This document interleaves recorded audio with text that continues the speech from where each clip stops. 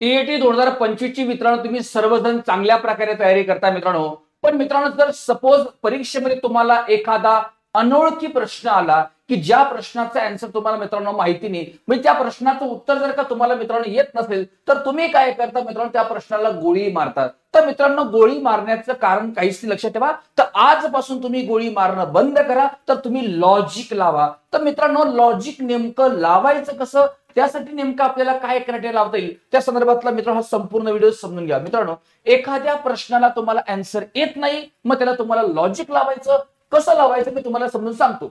लक्षात घ्या मित्रांनो, सर्वात प्रथम आपण मित्रांनो गोळी मारणं आणि लॉजिक लावणं याच्यातला फरक पहिले समजून घेऊयात. मित्रांनो गोळी मारणं म्हणजे काय रे बाबांनो, तो गोळी मारणं म्हणजे काय, एखाद्या प्रश्नाचं उत्तर तुम्हाला येत नाही, मग तुम्ही काय करा, तुम्हाला वाटतं ते तुमच्या आवडत्या देवाचं नाव वगैरे घेतात. मग ए बी सी डी पैकी एखादा जो आवडतो त्याला तुम्ही टोला मारतात. ओके, पण मित्रांनो याच्याने होतं काय, आपल्याला मित्रांनो एखादा मार्क जो आपल्या फेवर मध्ये नाहीये तो मार्क भेटण्याचे चान्सेस खूप कमी असतात मित्रांनो. ओके, पण मित्रांनो त्याच्या जागी जर का तुम्ही थोडासा तर्क लावला, थोडा कॉमन सेन्स लावला, थोडं लॉजिक लावलं, काही थोड्याशा अभ्यासाचा टच त्याला दिला, तर यामुळे होतं काय मित्रांनो, तो प्रश्न तुमचा बरोबर येण्याची पॉसिबिलिटी मित्रांनो वाढते. तर याकरता मित्रांनो तुम्हाला काय करायचं असतं, या गोळी न मारता तुम्ही त्या प्रश्नाला थोडं लॉजिक लावलं पाहिजे, जेणेकरून आपल्याला ही टीएटीची परीक्षा क्वालिफाय होण्यासाठी मदत मित्रांनो होऊ शकते. सो याच्यामध्ये तुम्हाला हा फरक आता सगळ्या लोकांना समजला.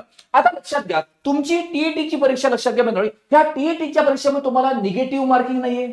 हा तुमच्या सगळ्यात महत्वाचा प्लस पॉईंट आहे. मग मला सांगा, तुम्ही जर एखाद्या प्रश्नाला लॉजिक लावलं तर त्या प्रश्नाचे काही तुमचे मार्क वगैरे कमी होणार नाहीत. ओके, किंवा तुम्हाला त्याची पेनल्टी वगैरे लागणार नाही, कारण निगेटिव्ह मार्किंग आपल्या एक्झामला नाही. मग निगेटिव्ह मार्किंग तुम्हाला नाहीये, त्याचा लॉस तुम्हाला काही होत नाही. मग गोळी मारण्यापेक्षा लॉजिक लावायला आपल्याला प्रॉब्लेम काय.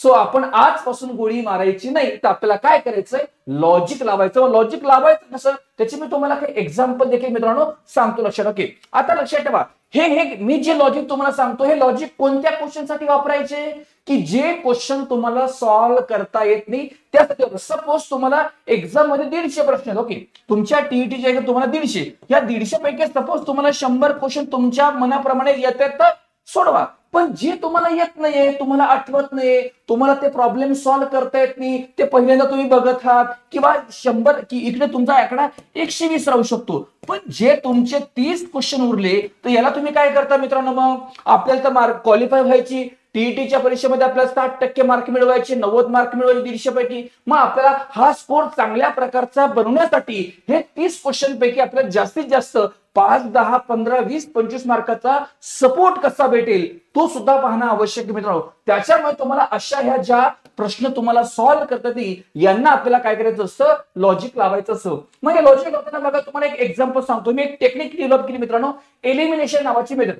फॉर एक्झाम्पल बघा, तुम्हाला ज्या गोष्टी नोन आहेत, ज्या गोष्टी अननोन आहेत, त्याच्यावर उत्तर कसं काढायचं. बघा, तुम्हाला एक प्रश्न विचारला मित्रांनो, खालीलपैकी कोणतं महाराष्ट्रातलं सर्वात मोठं तेल आणि नैसर्गिक वायू क्षेत्र आहे. आता एखाद्या पोराला ही माहितीच नाही.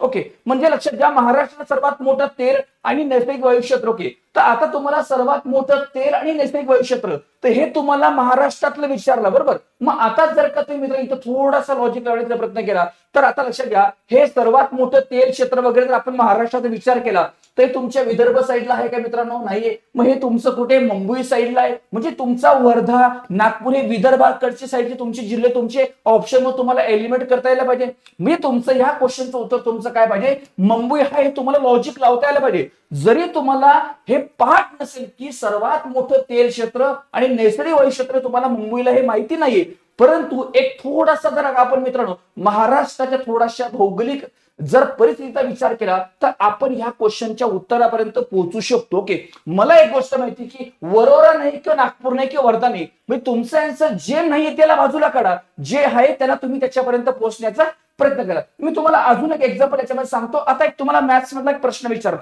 ओके, मॅथ्स मध्ये एक तुम्हाला प्रश्न काय विचारला मित्रांनो, बघा की 5 मजूर. ओके, 5 मजुरांना 12 दिवस लागतात. ओके, मजूर तुमचे किती, 5 मजुरांना 12 दिवस लागतात, तर 15 दिवस लागतील. हा क्वेश्चन तुम्हाला मित्रांनो एक्झामला आलेला, लक्षात ठेवा, हा क्वेश्चन एक्झामला आलेला आहे. मला सांगा, मजुरांची संख्या जर 3 पट झाली, ओके, मजूर तुमचे वाढले म्हणजे दिवस कसे होणार, कमी होणार.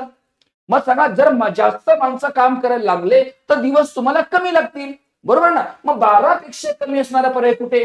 हा येऊ शकत नाही, हा येऊ शकत नाही, हा येऊ शकत नाही, उरलेला पर्याय तुमचा काय 4. ओके, म्हणजे अशा प्रकारे मित्रांनो लक्ष द्या, थोडंसं तुम्हाला कॉमन सेन्स अप्लाय करता यायला पाहिजे. जर तुम्हाला फॉर्म्युला माहित नाही, सोडवायचं कसं किंवा काही, पण थोडं लॉजिक लावा, कॉमन सेन्स अप्लाय करा, तुम्हाला उत्तरापर्यंत पोहोचतो. की मी तुम्हाला अजून एक एक्झाम्पल मित्रांनो त्याच्यामध्ये सांगतो, एकदम तुम्हाला किचकट प्रश्न विचारतो बघा. आता नोव्हेंबर 2022 मध्ये तुम्हाला भारत सरकारच्या कोणत्या मंत्रालयाने राष्ट्रीय आत्महत्या प्रतिबंधक धोरण जाहीर केलं? आता हा प्रश्न तुम्हाला पेपरला सपोज आला, येणार नाही पण सपोज आला, तर मित्रांनो तुम्हाला लॉजिक लावायचं. तुम्ही कसं लॉजिक लावणार मित्रांनो? आता लक्षात ठेवा, 2022 मध्ये आता हे धोरण वगैरे तुम्ही वाचलंय का? नाही. मग आता मला सांगा, हे कुठल्या विचार तुम्हाला बा? भारत सरकारचं कोणतं मंत्रालय ते? राष्ट्रीय आत्महत्या प्रतिबंधक धोरण या संदर्भातलं. मला सांगा, थोडा लॉजिक लावण्याचा प्रयत्न करा.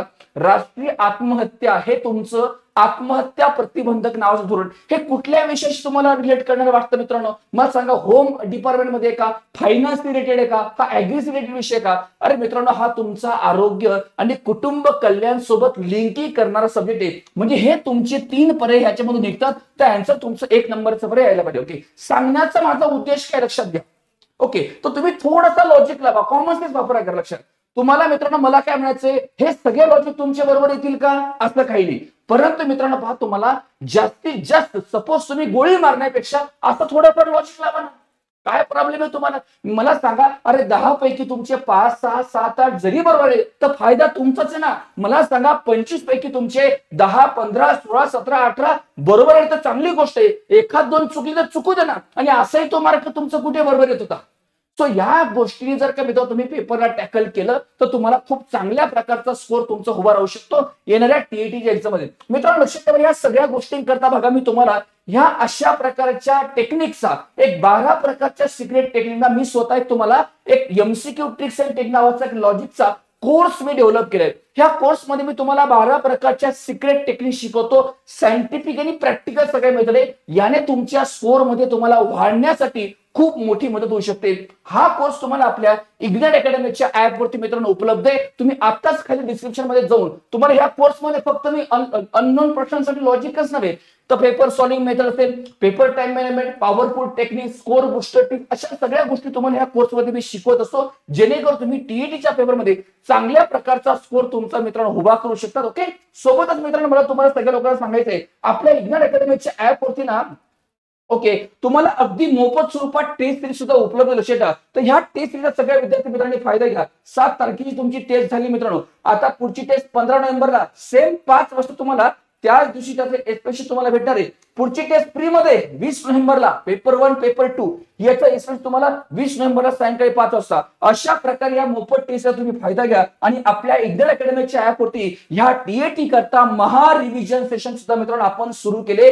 याच्यामध्ये तुम्हाला पहा 9 नोव्हेंबर पासून तर 22 नोव्हेंबर पर्यंत पूर्ण शेड्यूल तुम्हाला मित्रांनो आपण दिले. Marathi, science, GK, GS, math, psychology, English, Hindi, all subject. Okay, परीक्षेला जातात लास्ट मिनिट टिप्स असे सगळे सेशन तुम्हाला आपल्या इग्नाइट अकॅडमीच्या याच युट्यूबवर मित्रांनो पाहायला भेटणार आहे. तर सगळ्या विद्यार्थी मित्रांनो मी आवाहन करतो, तर या सगळ्या गोष्टीचा तुम्ही सगळ्या विद्यार्थी मित्रांनी फायदा घ्या आणि आपला स्कोर चांगल्या प्रकारे वाढवून घ्या मित्रांनो. ओके, हा व्हिडिओ ही सगळी गोष्ट तुम्हाला नक्की आवडली असेल. तुम्हाला काय वाटतं मला नक्की व्हिडिओच्या खाली कमेंट बॉक्स मध्ये टाका. भेटूयात पुढच्या छान नवीन अशा सेशन मध्ये, व्हिडिओ मध्ये. थँक्यू व्हेरी मच मित्रांनो. जय हिंद, जय महाराष्ट्र.